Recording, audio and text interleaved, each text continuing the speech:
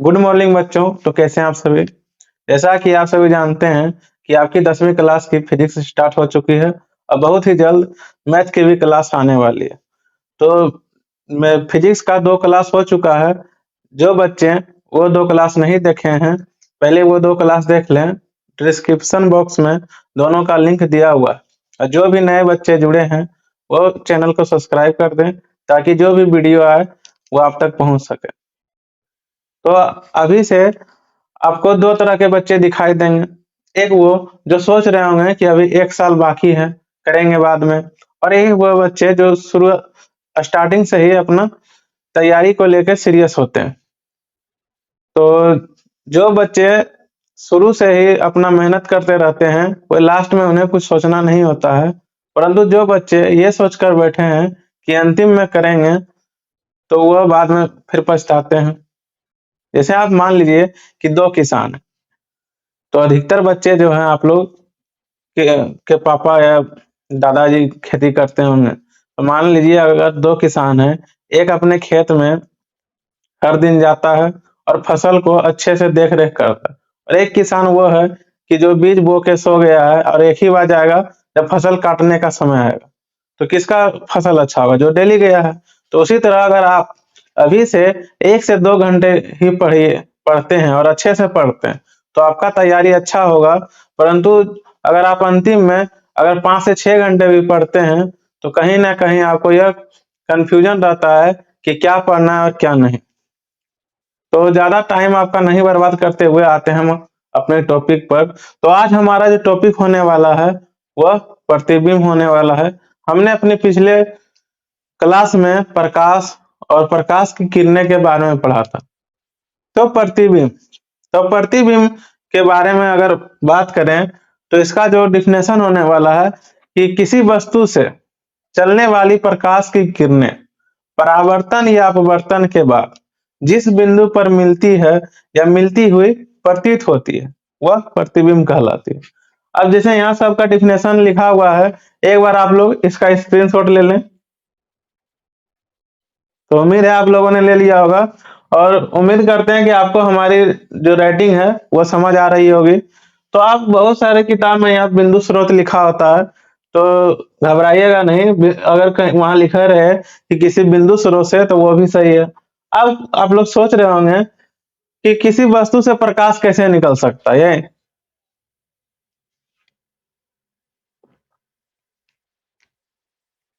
जैसे मान लीजिए यहाँ आपका कोई वस्तु है और यहाँ से कोई प्रकाश जा रहा है। यहाँ से जब परावर्तन होगा तो यह अब क्या हो गया? प्रकाश स्रोत। यहाँ से प्रकाश क्या हो रहा था? निकल रहा था। अब वस्तु से टकरा कर अब कहाँ चल रहा है? वस्तु से चल रहा है। तो वस्तु से टकरा कर जिस बिंदु पर मिलेगा, मान लीजिए आपका यहाँ मिल रहा है, तो इस वस्तु का प्रतिबिंब कहाँ मिलेगा? यहाँ बनेगा। तो वही बोला है कि किसी वस्तु से, यानी कोई भी प्रकाश स्रोत हो, प्रकाश स्रोत क्या होगा? वस्तु ही होगा। यानी प्रकाश स्रोत के बारे में पहले ही पढ़ा चुके हैं कि प्रकाश स्रोत 2 तरह से होता है, एक तो आपका मानव निर्मित और एक प्राकृतिक। तो यहाँ जैसे मान लीजिए आपका टॉर्च है तो यह मानव निर्मित है। तो यही लिखे हैं कि किसी वस्तु से चलने वाली प्रकाश की किरणें परावर्तन या अपवर्तन के बाद, मान लीजिए यहाँ एक कोई वस्तु है तो यहाँ से जब परावर्तन होगा तो जिस बिंदु पर मिलेगा वहीं पर उसका क्या होगा? प्रतिबिंब बनेगा।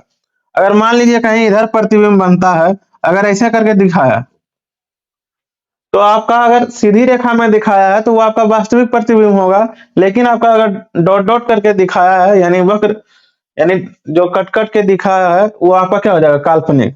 तो आप समझ गए होंगे कि किसी वस्तु से या किसी बिंदु स्रोत से चलने वाली प्रकाश की किरणें परावर्तन या अपवर्तन के बाद जिस बिंदु पर मिलती है या मिलती हुई प्रतीत होती है उसे क्या कहेंगे? प्रतिबिंब।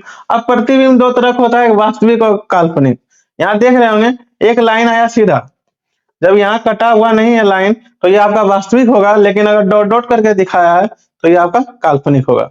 तो प्रतिबिंब हम बनाने सीखेंगे, दर्पण पढ़ लीजिएगा तब।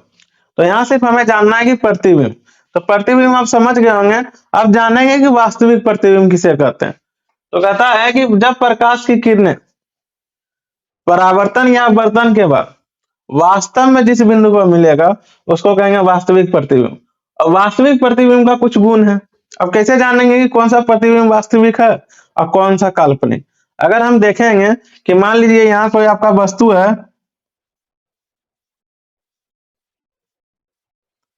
ये आपका क्या है? वस्तु। अब इसका जो प्रतिबिंब बनेगा कैसा बनेगा?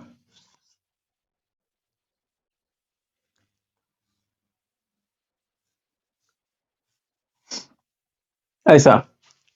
यानी वस्तु सीधा है लेकिन इसका प्रतिबिंब कैसा बन रहा है? उल्टा। तो जब कोई वस्तु सीधा और उसका प्रतिबिंब उल्टा बन रहा हो तो वो आपका कैसा प्रतिबिंब होगा? वास्तविक। और वास्तविक प्रतिबिंब हम देख रहे होंगे कि उल्टा बन रहा है, ठीक है। और यहाँ वस्तु कैसा था? सीधा। अब इसमें कुछ चिन्ह याद रखना है आपको।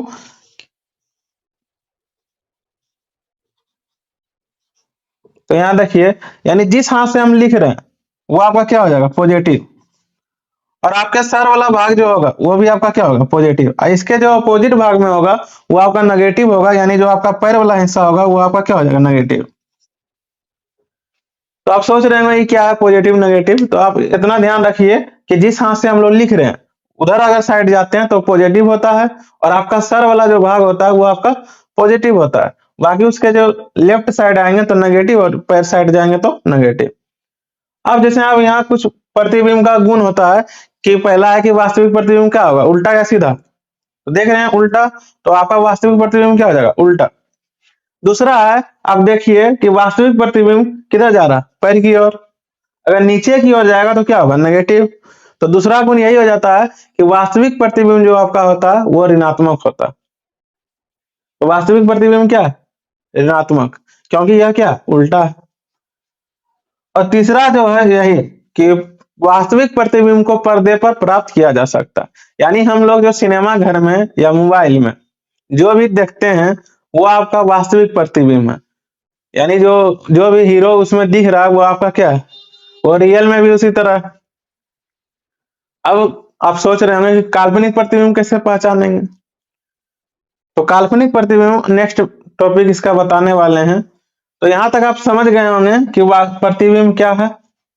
प्रतिबिंब दो प्रकार के होते हैं, वास्तविक और काल्पनिक। वास्तविक प्रतिबिंब सारा परिभाषा वही रहेगा, खाली यहाँ पर ये आपका खत्म हो जाएगा।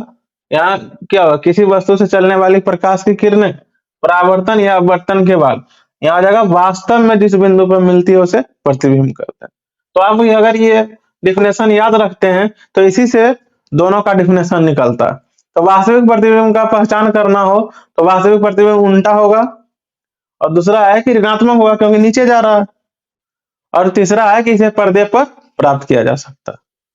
तो उम्मीद है इतना तक आप समझ गए होंगे। तो अब चलते हैं काल्पनिक प्रतिबिंब क्या हो उसके बारे में जानने। तो उम्मीद है आप प्रतिबिंब और वास्तविक प्रतिबिंब समझ गए होंगे।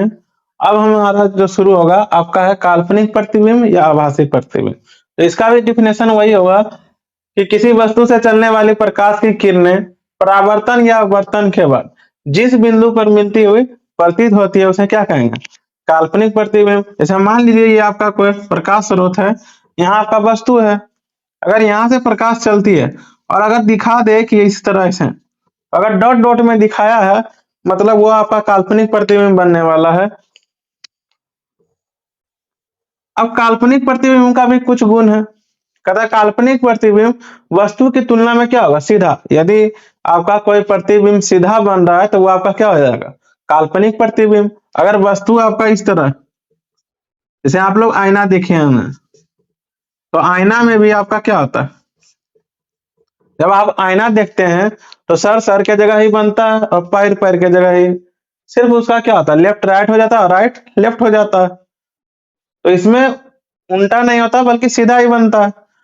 तो आप देख सकते हैं दोनों प्रतिबिंब कैसा है? सीधा। अगर इसको मापेंगे तो कैसे? ऊपर की ओर मापेंगे। तो जब ऊपर की ओर मापेंगे तो ऊपर की ओर धनात्मक होता है और नीचे की ओर आते तो क्या होता है? ऋणात्मक।